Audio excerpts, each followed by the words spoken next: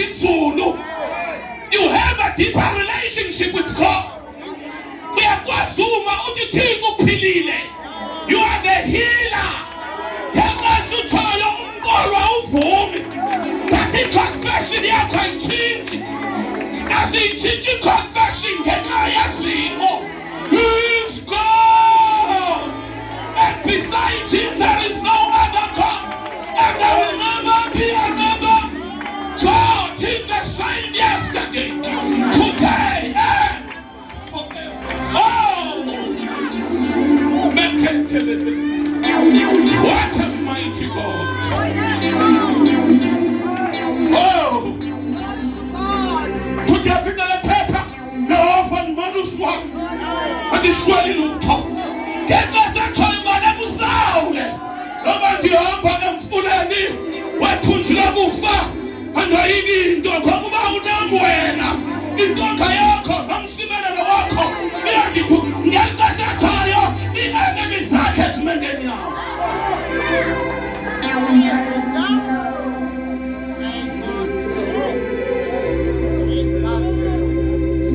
We give you all the glory. Oh! Oh!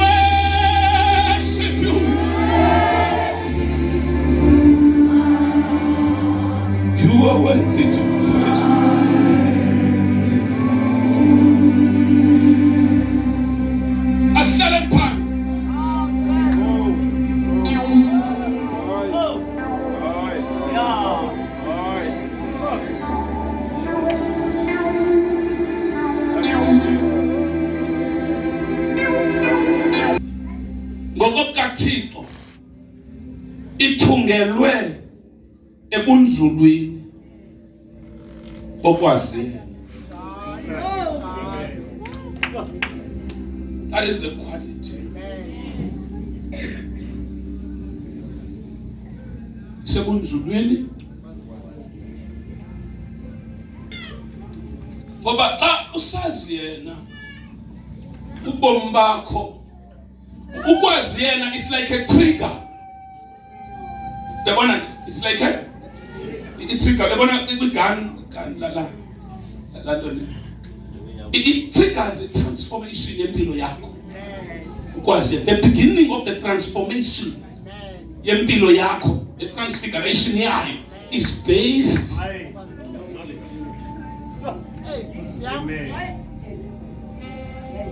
sekwazini yena. Sekwazini yena.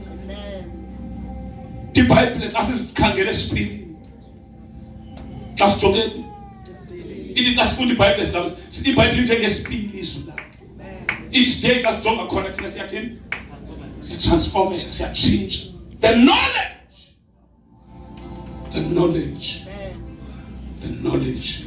Akho mntu intsikelelo njengomntu onzulu ekwaziyo uThixo. Amen.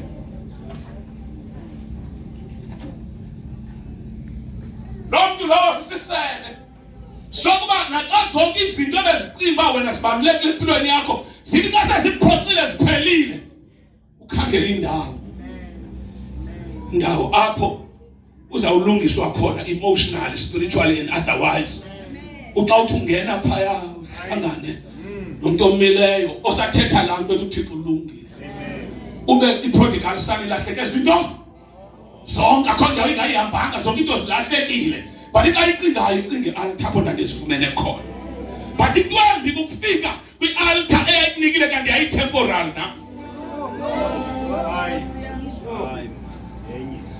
Yebazalwane kubalulekile ukuhlala kuye. So that nabasishileyo bethi bakamfumene wonke bathi bawuphokakala bafika sonke nguyizolo uyena namhlanje kude kube semapha kufuneka kubekho bashiyeka nabasisilingelelo engasisibasali bam sisibasali intando kaThixo sidliwe intando kaThixo.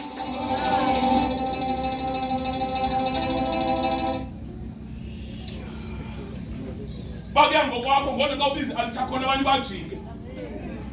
But intando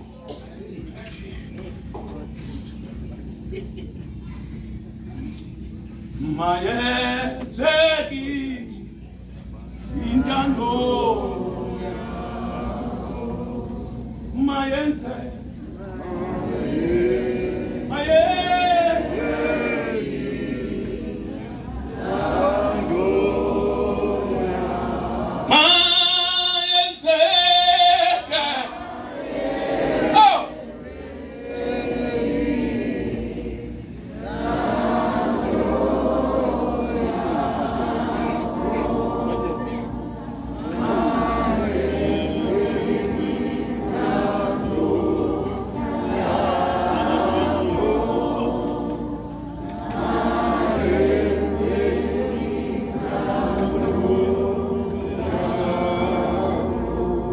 Amen.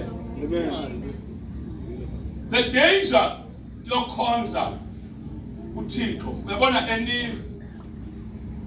The reason why kubalulekile ukwazi uThixo. Oqala ukuba abantu a generation iyakwazi uku-align back to God through the person omaziyo uThixo. But now if there's a generation engamaziyo uThixo,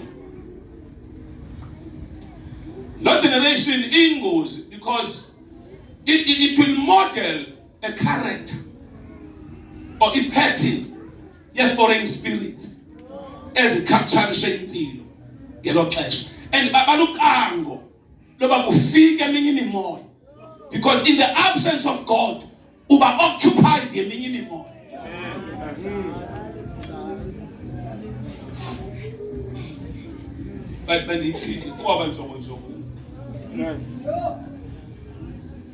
In the absence of God, in the absence of His presence, empilweni yakho because awukwazi uhlala empty void. Ispace esikhoyo if uThixo akasoccupyanga wafika wamazi nzulu ukho imimoya ezakubamba and lo mimoya izawu influence your thoughts. And the character yakho ishape yona. Ukwabantu bakhonza under the influence of the foreign spirits. Abangamathangwa wazo. Yo. Come on, church.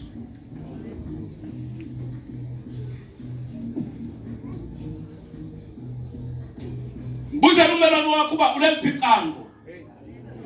Endlini kaThixo. Yephi le nto ingena ngawe? Yephi le nto? Yephi le nto iza ngawe? Because umuntu liqango, umuntu indawo.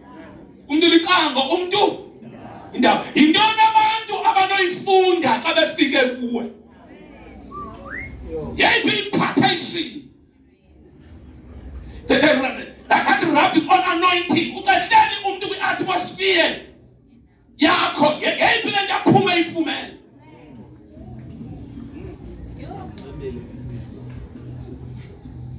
Ngoba if ndihamba isande fundisi. If sihleli ayitshintsha. Ixhomekeka kwi-influence yespirit ephezu kwempilo yethu. Kukhona ongafika right but afike kuthi afike ethethe language. Nalapha abaninzi abathethe language ezingayithethiyo because bavume ukuhlala eqala kwabantu abangathethi le nto ithethwayo.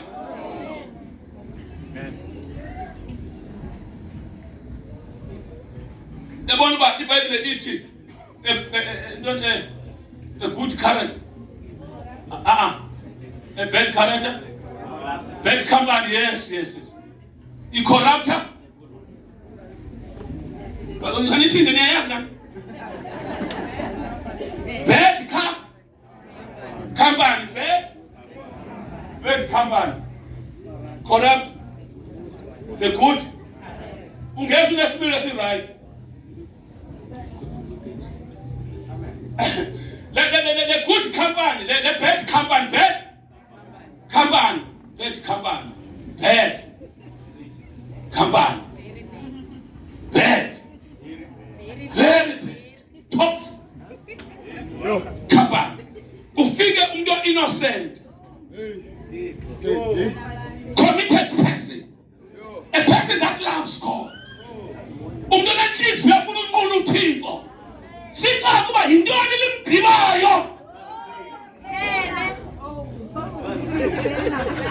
Singles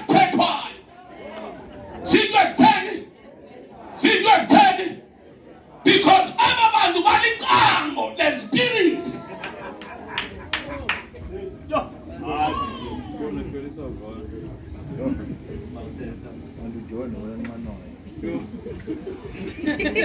Angifuna ubuya this family because if it's family ukho abantu esifamily abafuna ukusondela kubo. Yes, wathi bathi amakazi ungasuye mntana kuyalo ukuthi mntana ungayitya kuyo yonke imizi noba sowulambile amantshezi agwini.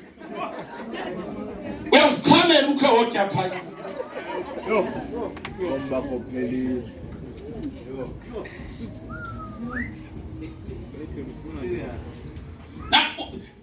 A person or a generation engamaziyo uThixo ingozi kakhulu. A generation engaguqukiyo ingozi kakhulu. A generation ingakhala phansi engatransformwayo lizwi ingozi kakhulu. Ngoba noma sewufika phakathi kwabantu baza nespeed ohamba ngafuthi ukuthi ungancami kakhulu. Ngala sibile.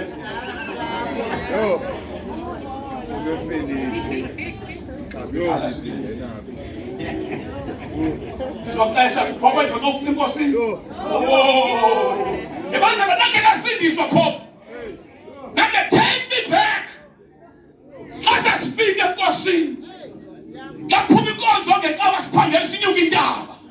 Siyahlala emthandazweni. Sasibuyayo sasizokha amasuthu amadlathini sihlale emthandazweni. Singena esitratweni sishumayela. But umuntu oyingozi ngoba into namudala sayenza.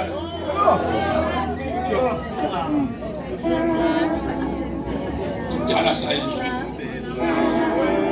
Yeah. Paul. Urongo umuntu lo Paul. Ukuqonda bakayazi lo muntu ba sisantshele ndihamba ngaselizweni esi. Elizweni ubuyayazi phakathi kwekhona. Isantshele ndihamba ngaso. Bandabanakelwa. Andidazicala noma mhlanje aguquka. Akhona yawumenzile ngempilo yami yonke. Sometimes ungaze umphazamisa. Uma umphazamisa umuntu kaseceleni kwakho crazy phambana. Awumazi aphalandwe khona. Awumazi uqolwephi because thina eyona ndawo siyaphila kuyo yile sinqaniwe. Sesiphale. Wafika indoda yamadoda. Sesinqaniwe. Noma kungathwa yikho ikhona kuthi. Ayikho kuwe ikhona kuthi. Yangisiza because impilo yami ayiyi indlela ibingandiyo. Angisebumnyama. Bachabalala. Wafika nomjuda. Ayikho into engikuxelelayo.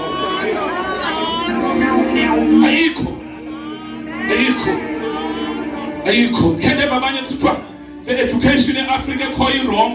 The education right is daddy hey anaxesha layo. Ngoba lethi nayo yase Africa isilengile sonke kuyafika.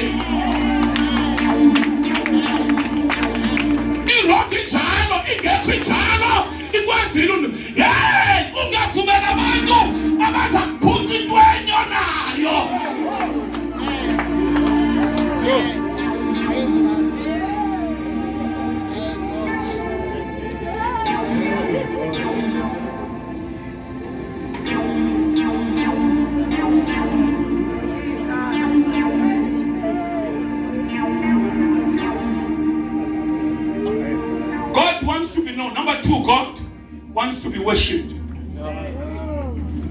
He wants to be. Now the question is, what is worship?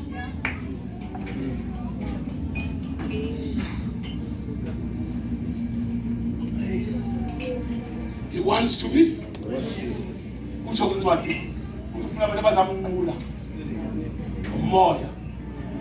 He's seeking for them. God is seeking for such.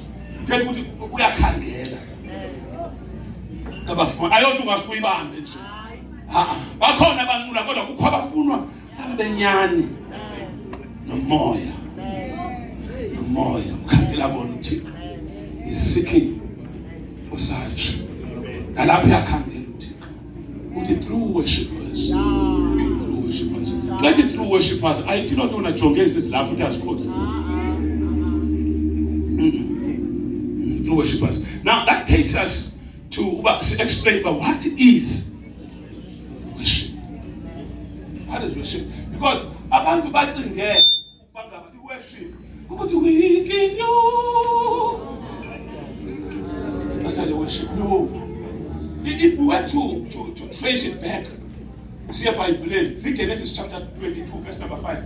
Igama le worship liqala uvela xa uThixo ecommand Abraham. Ethina Abraham, wathi hamba thatha umntanakho unyuke naye intaba enza kukhombisa yona nihambe niyonqula.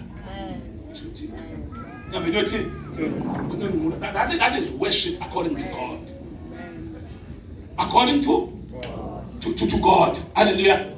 According to God. Come take on worship. Take on don't get worship one cool. What thatha umntanakho? Thatha. Yeah, take your son, the only son. Whereas Baboga Choy added the only son. Kuno bantu Esau. No Isaac went down. God uThixo simbesebenza igama the only son. How can God be the only God asiyayazi ukhona omi-89 wethe makangagxothwa ngoba azamsikelela. Induwa uThixo xa worship, the best worship ukhangela into esenhliziyweni. That thing that you love. Other worship uThixo was second grade.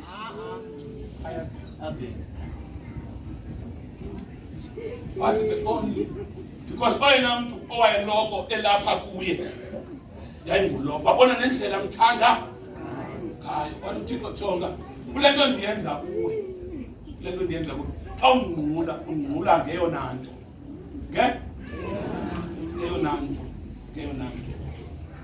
ngeyona nto. So now in worship kuThixo ayizongoma but ingoma yinto evushwa sisenzo.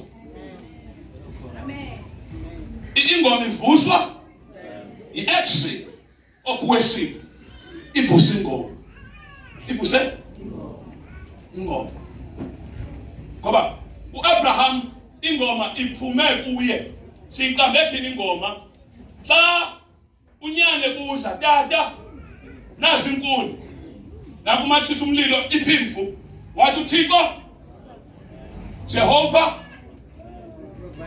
the provider.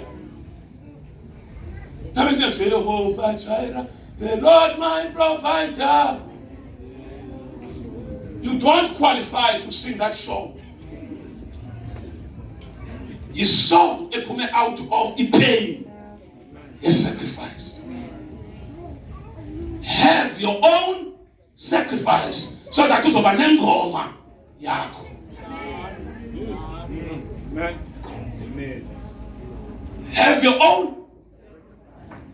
Out of your own sacrifice. Ukwingoma ezawuphuma. Awukubeve vona sesicaweni. Athi nathi intonga. Nathi ingoma yami.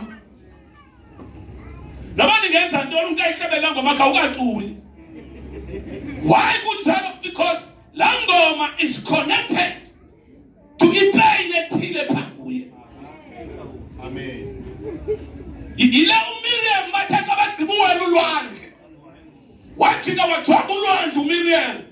Wajonga yena. Wajonga ulwandle. Akayikholwa. Ukuba usuka ngapha emveni koko kuthiwa wanqunqa wahlabela ingoma ikhutshwa ijeni. Khutshwa luhambo, ikhutshwa luhambo, ikhutshwa luhambo, ikhutshwa luhambo, ikhutshwa luhambo. Kukho ingoma umtyholi xa sewungene kuyo lole kulwa kangakanani uyazisonga izandla, uyasonga ngoba ayongoma uyihlabela kuba uyive TV. Ingoma yohambo, ingoma yohambo, inegazi lakho la ngoma. Uthi usawuyitsho la ngoma uyayazi usathane wawukhe wavala uThixo wavula. Utsho wena uthi uThixo thina wawukhe wavala futhi ungamculela ngayithetha uthi ndingandililo nje kodwa le ngoma yamsathana ithi wawukhe kodwa uThixo yena wavula nangoku uzawuvula. Itsho le ngoma eyiva le ngoma ithi le ngoma le eyiva le ngoma ingoma enento kwenza nohambo lwakho. Haleluya. Akho ngoma ekangisikelela ethi ukhukho lwami lwalendlaliwe endaweni yabafileyo welula isandla sakho wangiphakamisa ngizolibonga.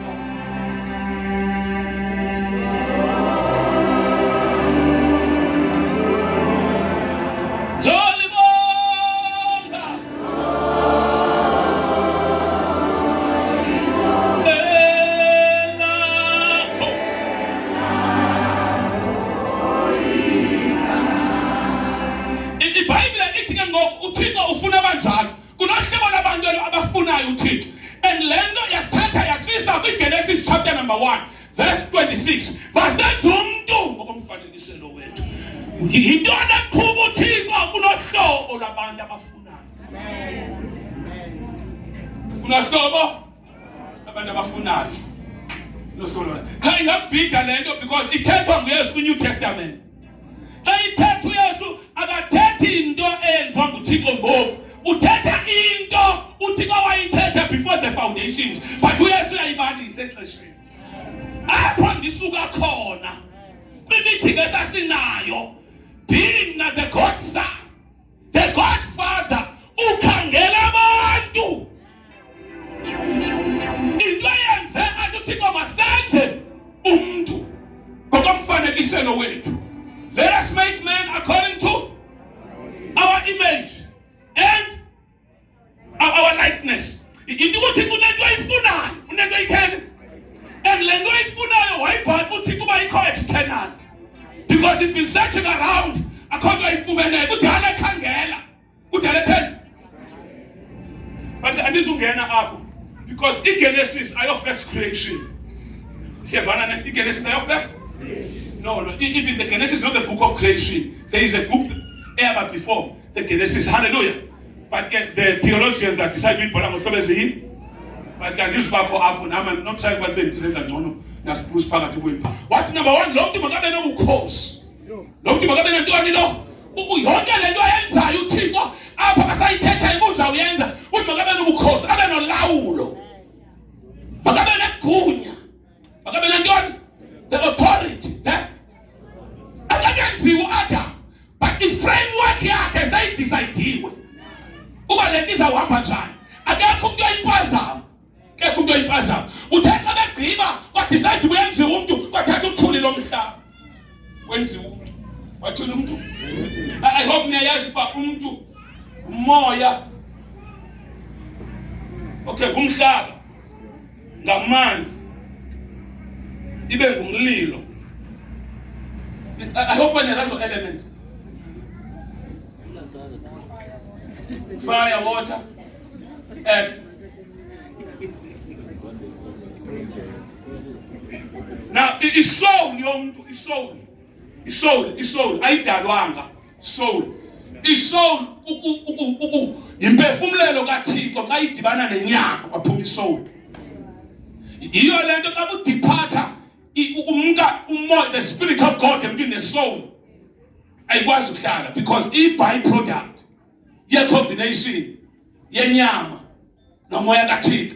Yiyo lento umuntu ka bhubhile umamelene awukakhufe umuntu ka bhubhile kufike kwenziwe.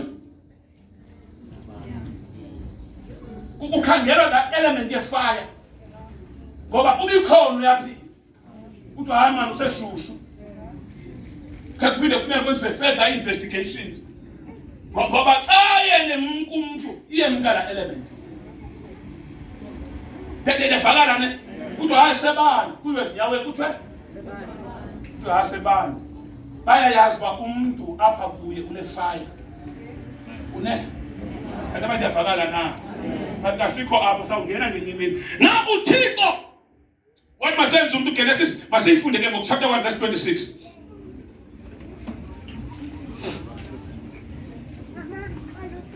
Sefike ekugqibeleni.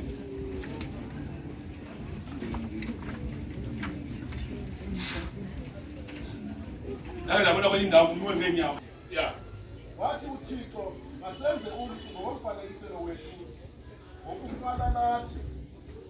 Wababe nobukhosi ezinhlanzini zolwandle nasezintabeni zezulu. Let them have dominion. Let us make men according to our image and our likeness. And let them have dominion. Yes?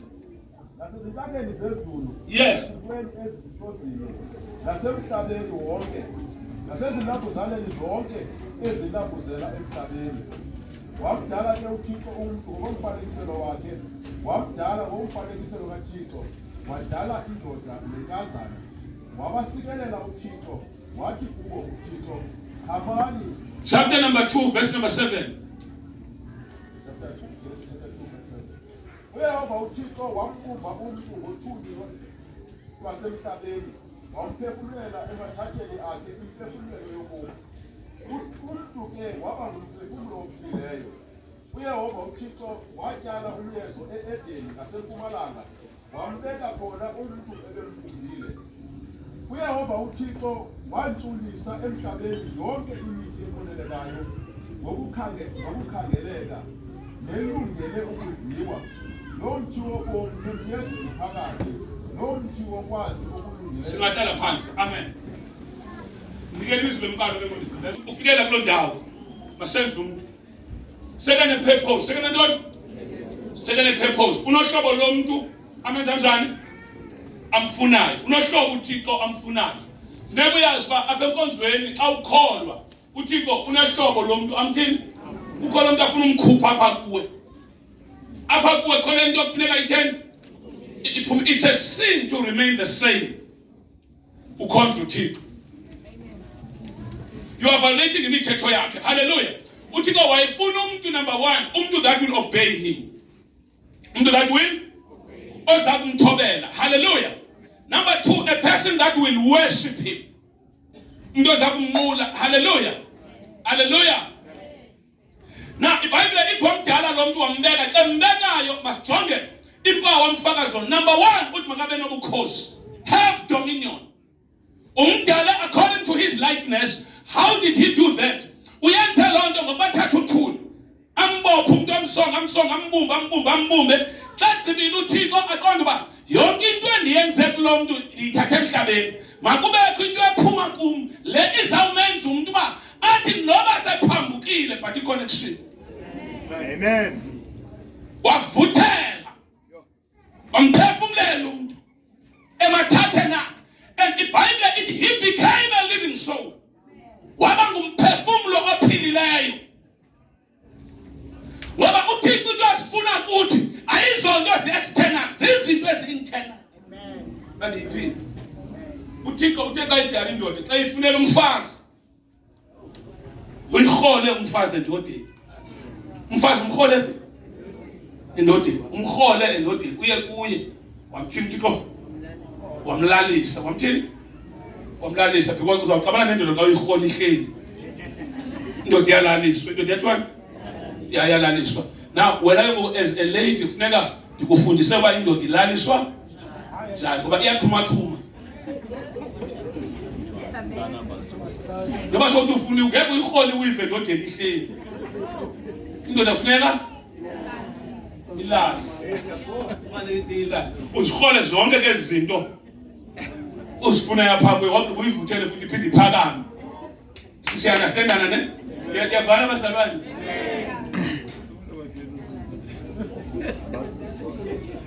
So mamela. Xa kuyiwa phaa kuye endodeni kwathathwa imbambo, imbambo, kwakhutshwa imbambo, kwabe sekuvalwa ngenyama. Kuvalwa ngentoni? Ngenyama. Kwenziwa umfazi. But uThixo akathi uyenzela umfazi, wamkhupha umfazi, wamkhupha. But uAdam uqale wakhangelela umfazi ezilwanyaneni. Ngoba kwabizwa ihagu. Singena amagama seza phambi kaAdam, kuthiwa wayijonga ukuba uzawuthi ezithiya, wathi uyihagu, yayihagu, wathi uyinkomo, kuthiwa akafunyanelwanga mfazi phakathi kwezilwanyana. That's why namhlanje sesini ulala nesilwanyana, because uThixo wayiqala nto wayijonga kwanza umuntu akamfumanelanga ntoni, waweze endodeni. Xa fika endodeni wakhupha olubambo, washepha le nto wayibeka. Xa gqiba yibeka apho uAdam wavuswa, wathiwa uAdam kwathi wavula amehlo. Xa evula amehlo Dodlu ntombazana. Evula amehlo. Wathi inyama yami. Uvuke ebuthongweni wathi nyama yami. Thambo lamathambo ami. Thambo lekhenda. Akekho njengawe. Wathi le nto kuya ukubizwa kwayo kuthi uAdam umfazi ngoba ithathwe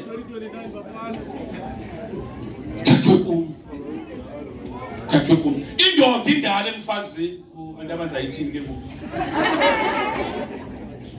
Indoda phi? Ngoba indoda iqale yaphila. Umfazi engekho. Kwafuneka isebenze indoda umfazi engekho. Ethubeni imbambo zayokhutshwa kwenziwa ntoni? Indoda seyitheni? Indoda kubalulekile mayibe ndala. Amen.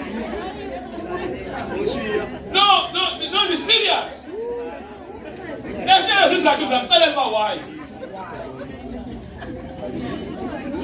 Kuma, sir.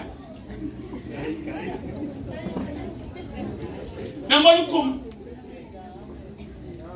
She's beautiful. Amen. She's a teenager. She is beautiful. Mamela. Ufuneka xa uphuma indoda. Ngoba ufuneka xa obubuhle bakhe xa buqala ukwehla ibe indoda seyinohatyazo ngabuboni kakuhle. Amen. Ngoba indoda ine-tendency yoba xa ubuhle buphela kufuneka xa buqala ingathi buyafeyida neefika ziyathini nayo ibe seyingasaboni kakuhle seyikhomele nevoyisini ubunguwe. Kunde kuchokuye ke ngoku. Kunde kuchokuye ke ngoku. Si understand that?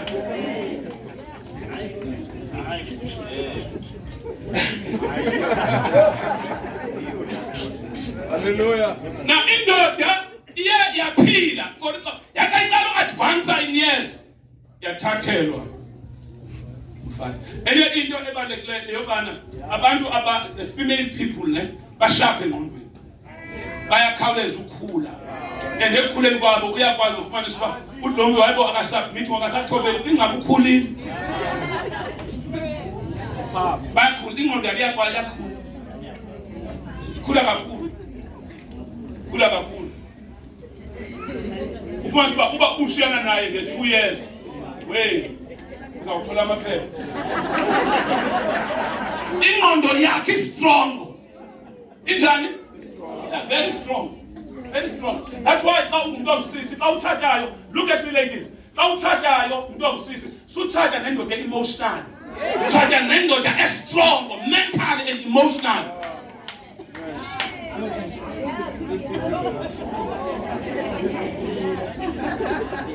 Maybe indoda ezawukwazi umelana nawe xa uthi hayi nawe. Ingathathi offense. Kuba uyandidelela. Mayikwazi uxoxa. Nawe because umuntu omsisi ukhule ayeke umani xa uthi left athi left. Uthi left athi why? Why? Wonke wena lady, wonke uthi left athi left, wonke uthi why? Ufazi yadelela. akadeleli ukhulile. Bakhula kwangoko. Bathini? Bakhula kwangoko. Siyaunderstand. So indoda, that's why funeka ibe strong. Emotional. Inga interpret izinto wrong ithi yadele awudelelwe cha lo muntu. Khulile. Khulile ngoku. So uThixo wamyeka uAdam wakhe wangathi noko uba njani? Waqhiba watsala umuntu apha kwe wahola umfazi. Waqethwa wavela umfazi. Adam waqemjonga. Waqoba zanga ayibona into enje. Angayithini? And kwakumandi ke bezweni because Adam wayengena competitor. Kwakumandi bezweni. Ngoba Adam Wango possible babe no K. Because hengabo bobabili. Wayengakwazi bane side chick. Kanti akalazange luwinani. Ngoba xa sele umfazi enesithukuthezi nenyoka angayipartner yakhe.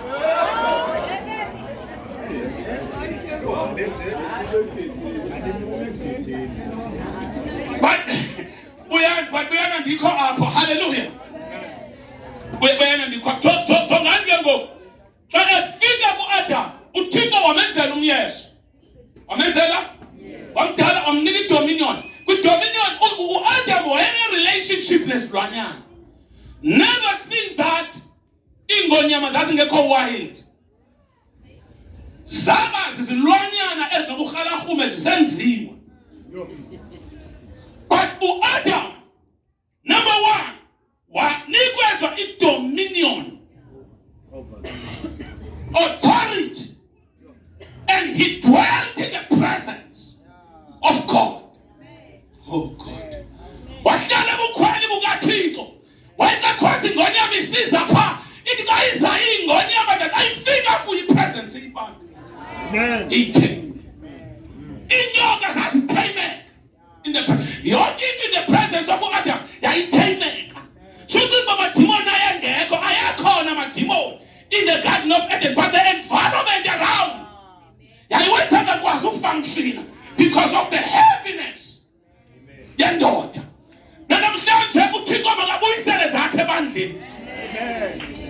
Makabuyisele ebantwini zakhe authority. Amadimoni athi sazila afika angakwazi umuva. Afika abhabhe. Abhabhiswa yinto uba uthwele ilahle. Amen. Uthwele ilahle. The presence, the dominion, the authority. The authority. The authority. The ngoku inyoka xa ifikayo yeze emfazini. Because umfazi akayo direct product esuke uthi ukhutshwe phi endodeni. Ayompazamo leyo. Uthixo wayesenzela uba uAdam abakhoyo uEva makabephi. uAdam abakhoyo uEva makabe lapho because once uEva shuye yedwa akadalelwanga ukuhlala.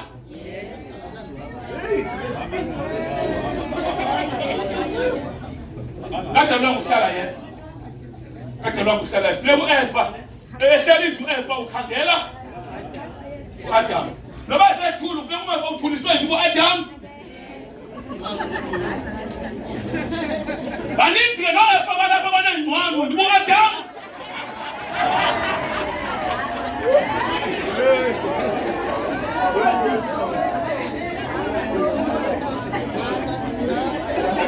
Umuntu out of the blue akabe segowe ugoliswa yintuba. Kanti ikhutshelwane mbanjeni zonke ongaziba khona.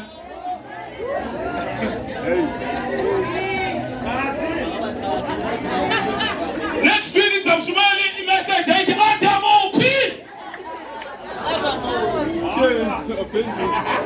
Amen. Jonga wathi Adam uphi? Next week silocate Adam. Sizamtsala pha khoyo. Adam uphi? Adam uphi? Adam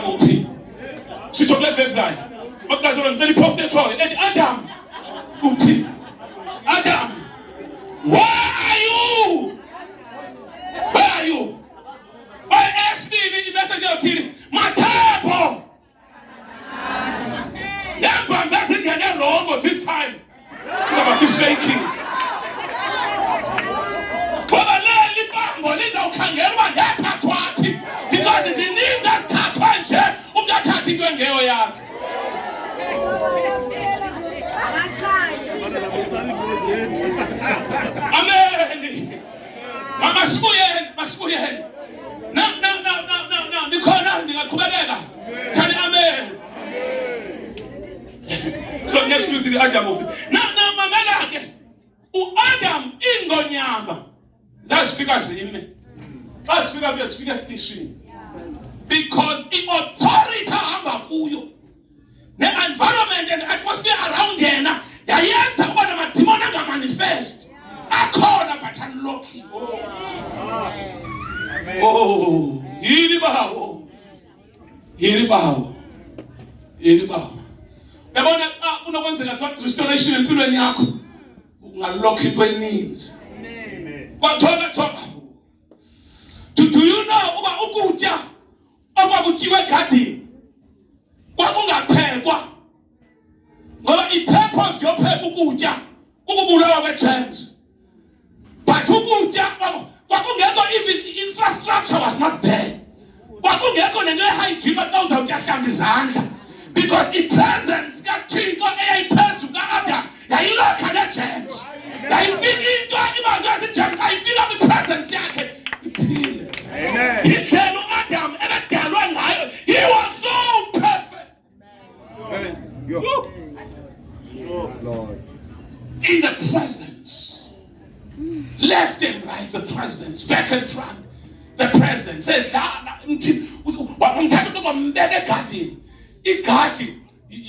headquarters, the embassy yasezulwini. The embassy headquarters ezulu emhlabeni. UThixo lehlayo esuka ezulwini esize emhlabeni afike egadini eEden. And afika khona afika uAdam sekhona. But the problem ka Adam yayabana udalwe wamdala. Nanti era wadalwa kangabe kwi process yokhula. Because it is in the process yokhula apho simfundo yakhona uThixo.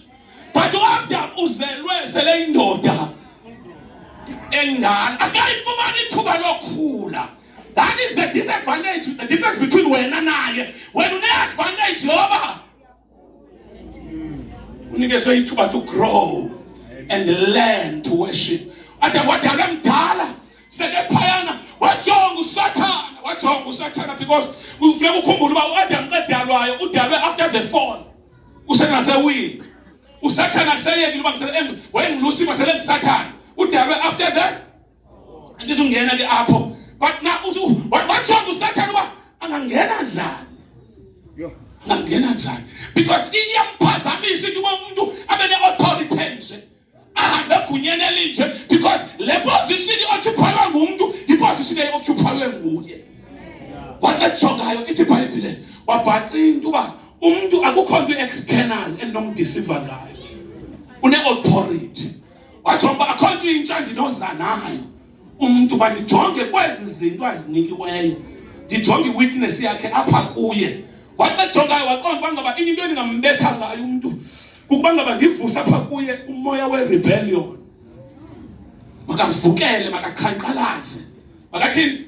Umoya we-rebellion yawazi? Umkhankalazi, ne? Kuthiwe kuthiwa. Ibe khona ndivuka apha kuthi andisuyenza ngaloo nto. Yayibona kuthiwe uthi mina andisiyenza loo nto leyo. Uyasiqhela kakubi ke ngoku. Your spirit is rebellion. Umkhankalazi. So ibonisa laa nto uba apha empilweni yakho ikhona imbewu. Wafika kuye wabuza uba utshilo na uThixo. Ayikho into onayithetha. Funeka asebenze ngento utshilo na uThixo ukubangaba akuthiwa. Kwathi omnye kuthiwe ndingatya kwimithi ethile kodwa nothi kumthi othile. Uba ndikhe ndatya khona ndizawufa. Wathi omnye uyaxoka. Ebeyazi uba xa utye kulaa mthi uyawufana naye. Uyawufana yoba ngqo njengaye. And iBhayibhile ithi uAdam wayeselefana noThixo. Kwajikwa le nto ilapha kuye kwasetyenziswa nepleyiswa ithixo ngenye indlela. Ngoba akho nto intsha anolahlekiswa nawe. Awulahlwa ngento engekhoyo kuwe. Kusetyenzwa ngento ethi umuntu unzulu, umuntu utheni? Unzulu. Usekele wasebenza wajoka wena uyaxoka uThixo. Uyaxoka. Uzawufana naye. Wehlula kumphendula athi uyaphazama sele. Ngoba when a decider what let us make man according to the likeness. What is this scripture? Ngoba abantu abaninzi namhlanje balokho ukukhristwa kwesibhalo. Hayi kodwa isibhalo sithi. Ufumaniswa ngamadimoni la kutolikela isibhalo ngolo hlobo. Ngoba usathana wafika wasitolika ngendlela wrong. Ithi iBhayibheli umfazi waluma. Xa sebelumile kumfazi kunzima.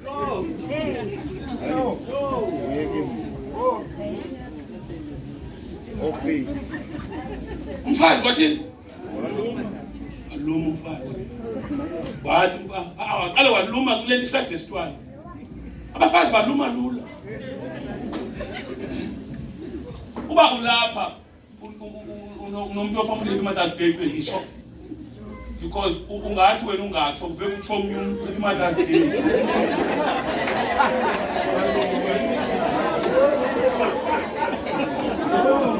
Alume.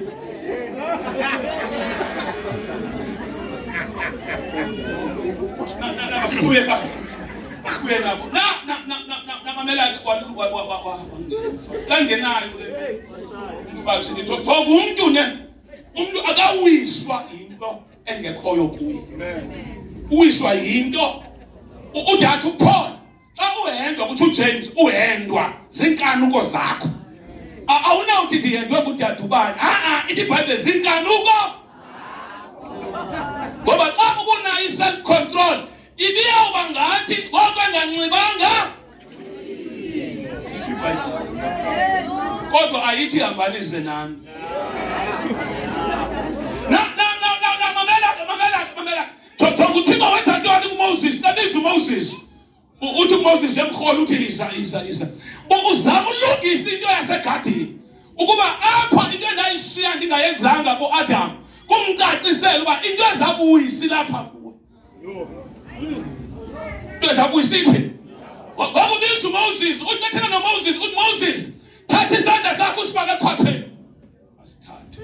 Athi sikhuphe. Sineqhenqa. Athi phinde usifake. Athi sikhuphe. Athi ngifuna uyazi ke namhlanje uba uyindoda neqhenqa. Nilapha. Ngikubize. Neqhenqa. Bathi sinivalele phi? Apha kuwe. Ungavumi kubekho umuntu oliholayo. Nawe ungaliholi. Ngoba kukho izinto uthi kokudala nenkanuko uthi kokudala wanazo akho fasting ingazibulala. Ngoba yiwipho oyinikezwe nguthi ukuphila ngaye ebomini kodwa inexesha. Bathi akwazi usathana usebenzisa zona zihole before time. Ngoba uhleli kwendawo ngokuxakene.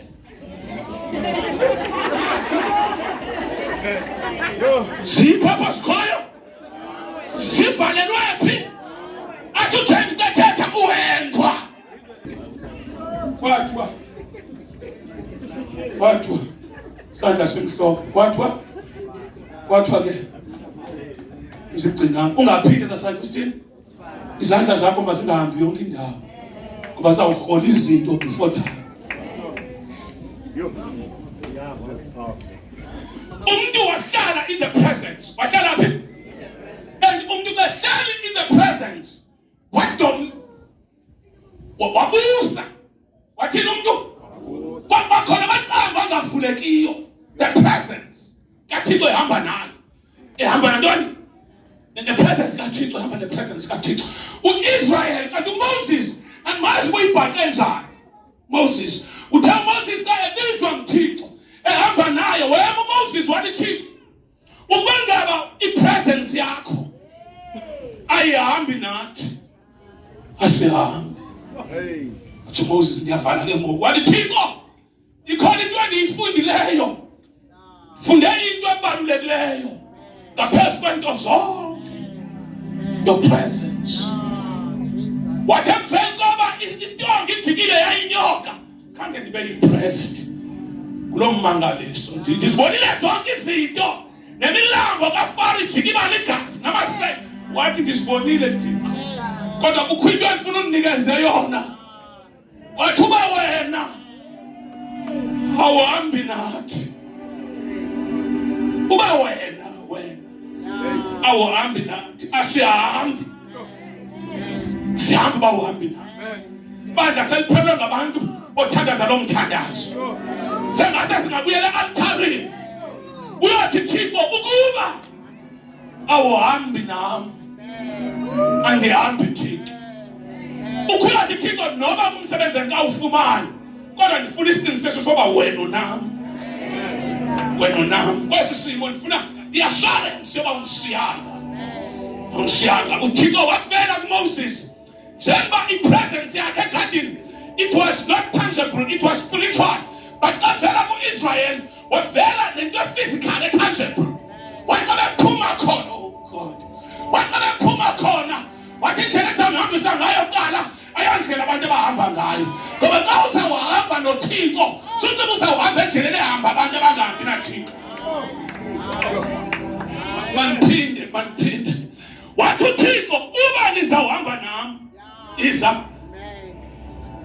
Ikhona indlela esi-straight line ekuhanjwa ngayo xa kubhekwa eKhanani. Kodwa xa uzawuhamba nami asihambe endleleni ehamba abantu abangahambiyo nami. Challenge isinayo ingoba sifuna uhamba noThixo, kodwa sifuna uThixo asihambise endleleni ehanjwa ngabantu abangenayo uThixo. Ngimsapha uThixo xa ezongihambisa endaweni abantu abakwazi uyihamba bengahambi naye. Ngoba xa ndizawuhamba naye uzawundihambisa endaweni ezingahambekiyo. Andenze ndikwazi uhamba because ndihamba naye. Uma ufuna uhamba njengabantu abangenaThixo, phuma ebukhweni bukaThixo. Uhambe ngengqondo yakho. Ngoba kunendlela xa sihamba naye, indlela ikhethwa sithi. Ngoba sizawuhanjiswa endleleni ezawuveza iglori yakhe. Moses wathi uba uhambi nathi.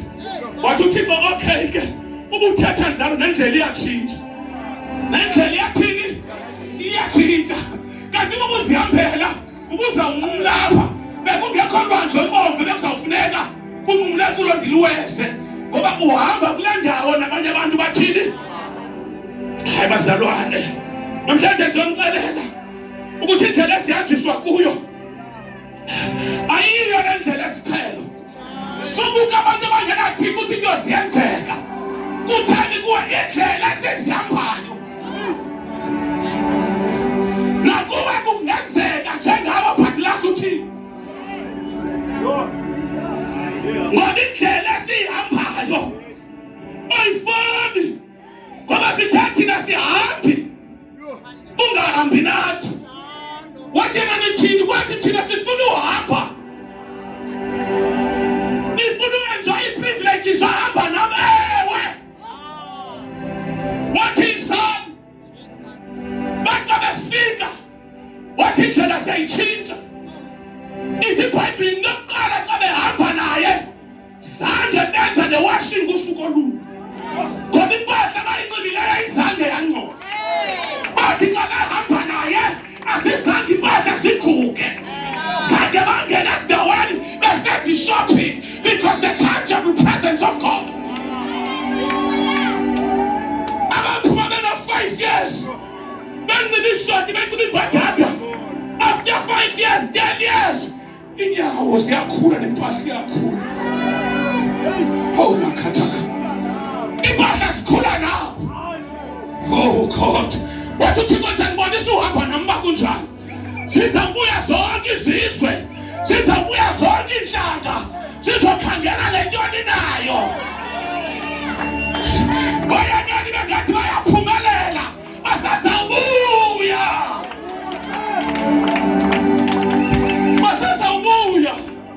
Basazawubuya. Bathi fika bebuya. Bafika sizahamba. Bafika sithanda. Wathi uThixo jongani. If ndinihambise for few few days abazulibona. Ngicela sihambeni for 40 years. Sina convince. Takhoshi. Ngoba kathi no hambe 15 days uzawusiyofika ungabonwanga. Kule ndlela kukho izimanga efuna uzenza. Ngabe phuma eJiphutha. Bathi provision yaseJiphutha yaphela. Kwaphela amatswele. Kwaphela inkomkomelo. Kwaphela umphako endleleni. Beza Moses. Bathi Moses isilambile. Wathi uThixo khona ngizawuqala uhamba nabantu ngengubo. Ngifuna ukubabonisa. Ngeke ngesinhlango ayina infrastructure. Desert command. Bathi nabathi bancaniwe akhona ikhombo. Wathi uThixo Moses. Abantu bahamba abaphathi manzi. Babehambayo baphuma benawo. Bathetheleni kwayena phele. Ngoba ngiyaprovide. Nginiwa. Nakhweleke. Abancaniweyo bayasela phakuni. Iziphende bafika.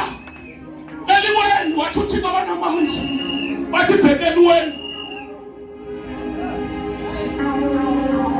Wathi thetha.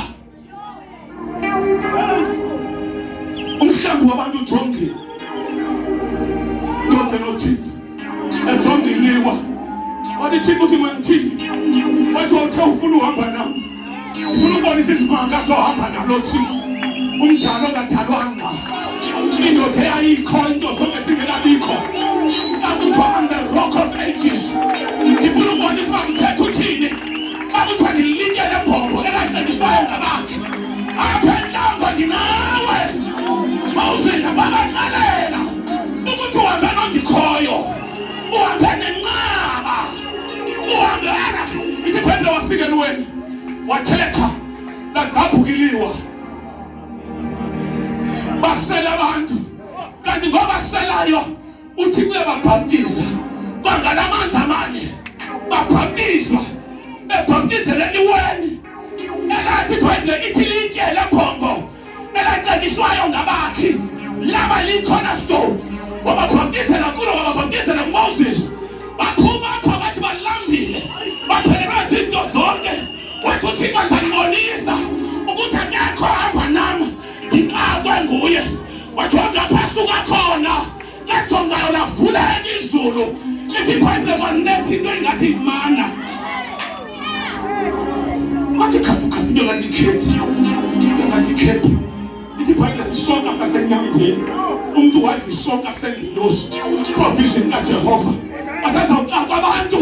Ungabe uphila njani? Uzibaxanele namandiyazi. Kodwa ngiyaphileka. Ngizamnika impendulo namhlanje. Uphila njani ngesalari? Namandiyazi. Kodwa ngiyaphileka. Umonaniso lento ndihamba nayo. Ndithi kanti ndiphelelwa ngamandla. Ndizizwe ndinamandla. Ndithi kanti ndinqaniwe. Sibona manje vela. Ngingumthombo. Umpumuzele emabini. Yonetha. Imana. Kuthiwa bafika abantu bayikha. Xa bayikhayo wathi uThixo ninganti embarasi. Azigcinwe zami. Azigcinwe zami. Uyitya ngoku. Iphele ngoku. Ngoba nangomso ndikwangulathixo. Ndizonifundisa iindlela zami. Ndizonifundisa uhamba nami. NginguThixo omkhathaleleyo mntu. Ndizotsho kuwe dadewethu. Yiyeke loo ntambo ozixhoma. Lendlela uyikhethile imithetho wayinje. Uzaziveza uThixo. Uzazitshila uThixo. Bazahlaba bancame. Shima uphumelela. Bazawuthetha bancame. Uzakwenzeka. Bazawuthetha bancame. Wakingatha kwenzeni. Kuyenzeka.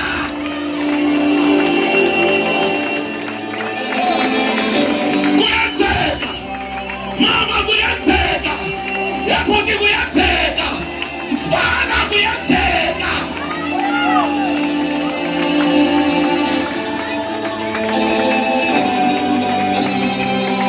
Abavuka beyithatha ekuseni. Kuthi bayabuza, what is this?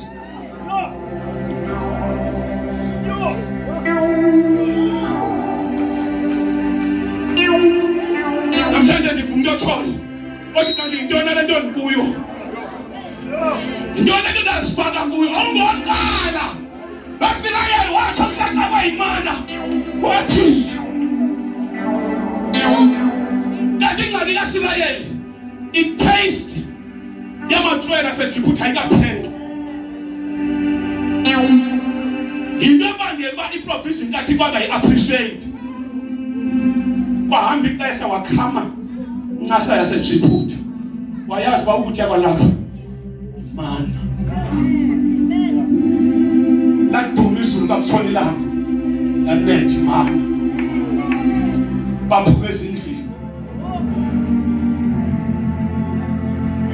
bazawufunda abantwana bethu singenayo uNSFAS bazawusinda bazawufunda bangene esibhedlele baphile singena medical aid sixhomekeke kwimana esingayaziyo noba ingehlanga namhlanje sixhomekeke entweni engasuki kuthi suka ngapha ngasentla uthi uyayilala njengombethe bafike bayikhe abayikhaya abanye abakholwa bayikhe bayigcine because abamthembanga namlo Thixo uzawuhamba nawe noba mthembanga ukhutya kuphanga uThixo bahamba nomtusela angamthembanga angahambi nawe ngomthembile uhamba nawe ngenxa ye-commitment ngoba wamkhetha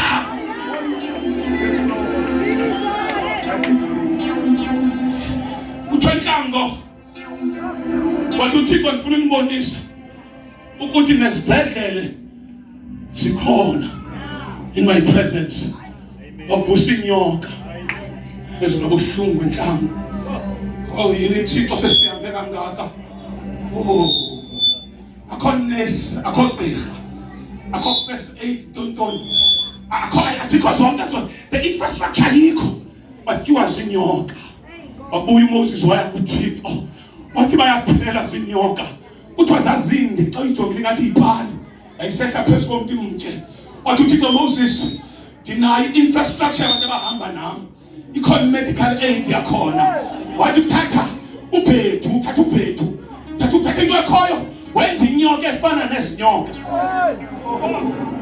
thatha inyoka efana nezinyoka uyimise ime wonke uthathe bonke abatyiweyo ukhangele zonke i-victims endlela namhlanje zokhangela i-victims endlela ziphi i-casualties zale ndlela apha amathoba apha abantu balimelele kule ndlela bekhonza uThixo apha abantu bathe bekhonza baphonakala apha abantu bathe bekhonza izinto zahamba right wathi uThixo endleleni yam zikhona i-casualty wathi bathathe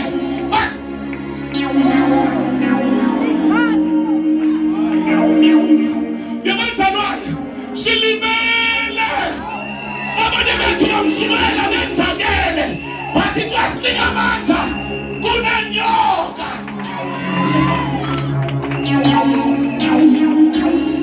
look and live wafela umthetho omtsha look and live izotsho kuwe namhlanje look and live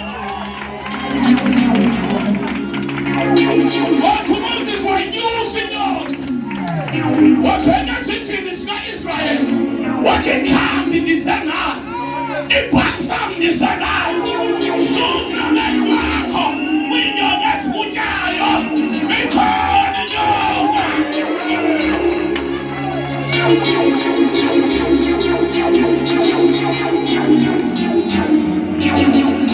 ikutya kusobulele vuka ikutya ngotraction vuka look and live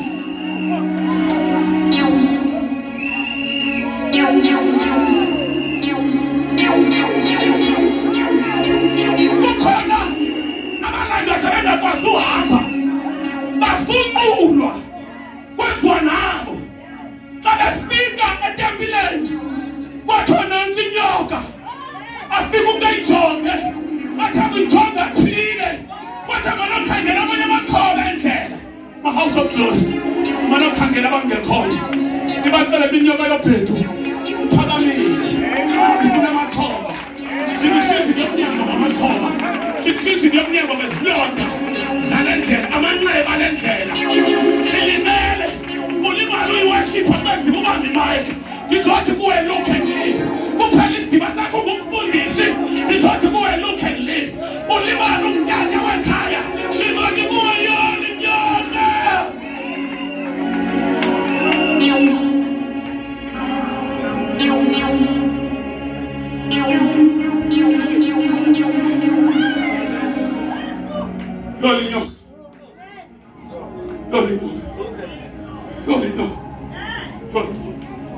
Xa befika ejonge athembile ijonge inyoka ivuka inkomo ithi bulelani kuYehova ukubelungile ujonge enyokeni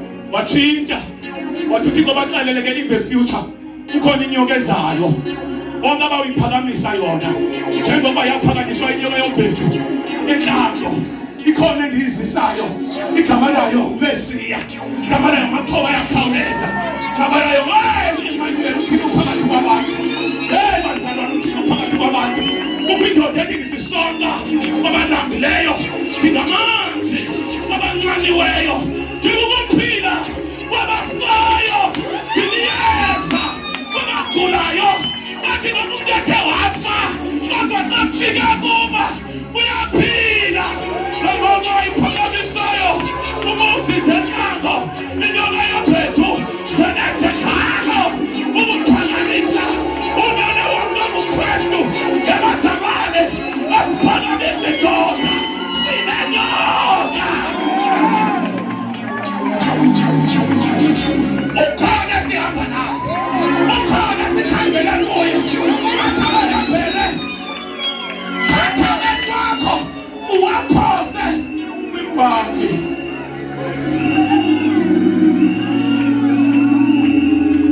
umntwana wakho tshintsha amehlo susa amehlo emhlobeni susa amehlo kwi-friends jonge nyoke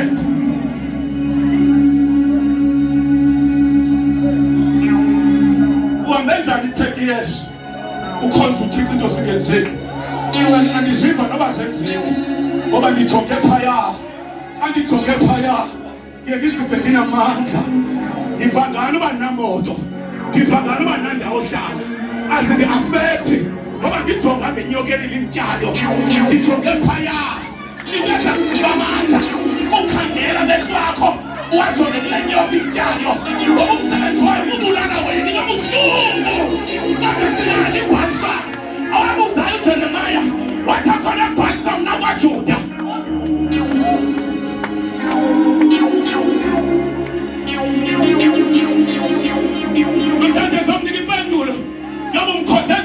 for 7 years without a salary, for 10 years without a salary. Uzibakalela ifocus yami ayikho into around me. Imibhanki nomgqibelanisi wokholo lwami i-strength ndike ndibe ngumuntu ngezinye imini but ndinawukhumbula uba kwinyoka yombhedu ndizive ndiphilile ndinamandla ophinda ndizame.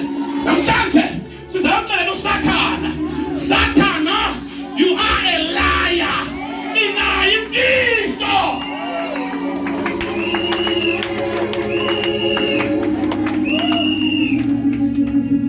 Desert. Ebusuku uhamba babehamba day and night. Babehamba ebusuku. Esikhoma kekho. Bekidangathi.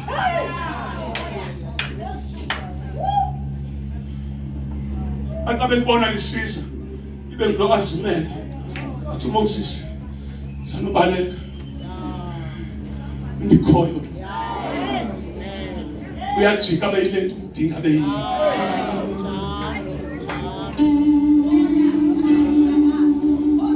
ukhanya uzawukhanya kwakho akuthatha noba iyunithi zombane zithini sozulale kumnyameni sinayo itekhnoloji yalapha kuzawuvela abantu bohambo lwakho ukuze umbelethiko wakho akhanyisela 3.5 million yabantu enhlanga ungehlulwa ndim ndindodwa ungehlulwa ndim ndindodwa ungehlulwa ndim akhanyise sivele ibala livele litha enjenje uzakukhathazela abantu kuqala ungenisa iwinda kusenhlanga akho zihitha ilifu lijike beyihitha ibafuthume kuvuka ethi nishushu enhlanga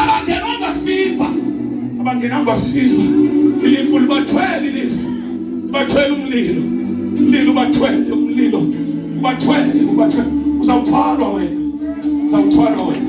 ungekathwalwa ngizokuxelela iyathwalana le ndoda ebathwala bakhe njengempondo zenyatha abathwala ebusuku kuthiwa xa kujika kube semini livele ilanga lentlango lijika ilifu lenjenje umlilo Relief usilekele apha phezu kwabo kusilekele uthi baqala ngoyenza lento uqale wayenza eJiputha wavula indawo ekuthiwa iGoshen eGoshen kwaba mnyama kwaIsrael ngenxa yesibetho kodwa kukho isixeko awathi uThixo balekelani kuso igama laso iGoshen kuthiwa khona kwathi xa kumnyama kuIsrael iJiputha yonke but eGoshen kumhlophe eGoshen wathi uThixo xa letha uJiputha eletha amaJiputha ngamanzi anegazi kodwa imilambo yaseGoshen aphila amanzi akhona ndizothi kuwe lesizini ukuyo izawuphila imithombo yakho ngoba uMoses akavuma ukuhamba yedwa uthe uba uhambi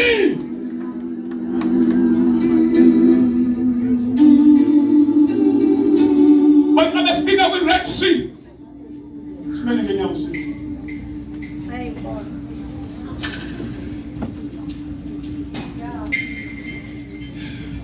ayondlela kawonke wonke indlela yabantu abahamba nayo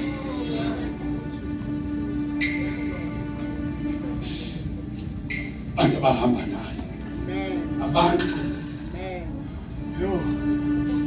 bahamba nayo ungene evasithi ungena amaloledi establish uthi uyograduate ungazazi ukufunda njani hamba nayo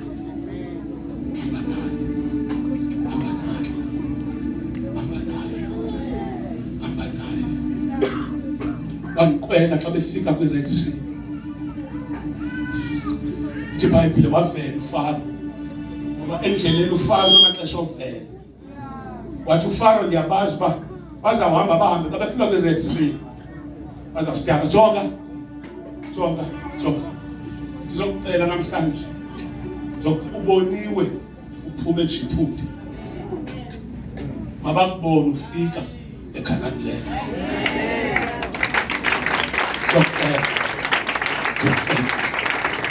izothi kuwe ungaphelele endleleni xa bekubonile uphuma abasiva isandi sakho kwi-Promised Land ungafani nomfazi kaLothe wabona ephuma eGomoro but abamazi uba waba sisimo setyuwa iphila of salt ngoba waphotuka ezandleni zengelosi akaphotukanga ezandleni zikamfundisi wabanjwa ingelosi waphotuka esandleni sakhe namhlanje ndizonqanda bonke abangathi bayaphotuka amen zothi kuyahamba amen ithi iBhayibhile xa befika kwi-Red Sea bakhala kuMoses bathi Moses bekungcono sifele eJiputha into uba bekungekho mangcwaba na eJiputha lento uzosembarasa osibulalela entlamba indoda kaThixo ayipeniki yajonga kuThixo yathi abantu bakho baxakwe indlela wathi Moses masibalinde uFaro makabe ngathi uyasondela uFaro lo makabe ngathi yathini uyasondela wathi khona into esawuyenza kubantu abahamba noThixo abasithatha ungacinga usitakile kanti kulinde uFaro makabe ngathi uyasondela kulindwe yena wasondela uFaro wagqiba uFaro basimfumene utshaba lakho lukhe libe disclose luqonda uba namhlanje simfumene uthi hayi usesibhedlele qonda handi mfumene aliyazi uba kanti lilindiwe makasondele ngoba ledeki itafile ufuna iintshaba zakho zibe lapha ethi iBhayibhile wathi kuyethatha intonga Moses uyikhombe lwandle ubethe ulwandle uthi walibetha ulwandle lwavuleka oSirayeli bajongana cela ummelwane wakho nisazawujongana uThixo senze imimangaliso uthi abajongana bayijonga le nto uvula indlela elwandle yabazalwana sizuyikota nje masiziclaim ezi zinto uthi Thixo ndixindile wade wayivula indlela elwandle nalo ulwandle olubomvu lijongene nalo uzavula uThixo akhakhana lokhu ulwandle ojongene nalo namhlanje basi indlela izawuzivulela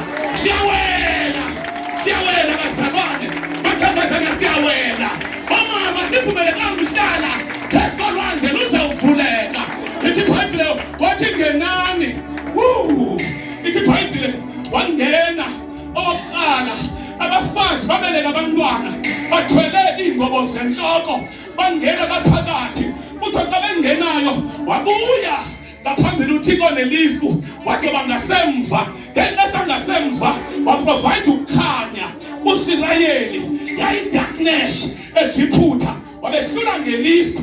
Namhlanje ngizothandaza ngizothi Thixo phakathi kwakho nentaba zakho akaseparate ngelifu wazithi isabhile ukubona uduka endleleni wathi bazokuhlola amagqirheni uthi hayi awubonakali kakuze uba wenze njani uthi ngihamba noThixo okuvalayo ngoba umnyama ezintshabeni. Ndiyavaka ithi iBhayibhile bangena uSirayeli wathi uThixo masibanike ke kukhanye kancinci balibone ulwandle. iBhayibhile nabo bangena nabo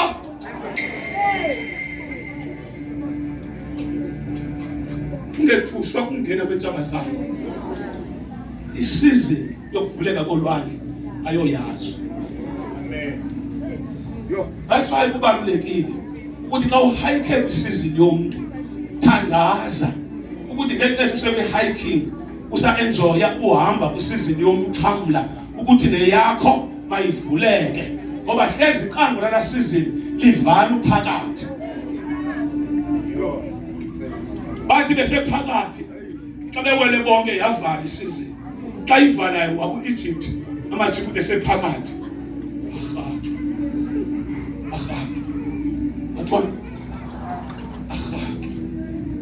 xa bephuma khona uMiriam waduma ngengoma. Namhlanje uThixo makakunike ingoma, ingoma yoYesu, ingoma yoYesu. Lift up your hands.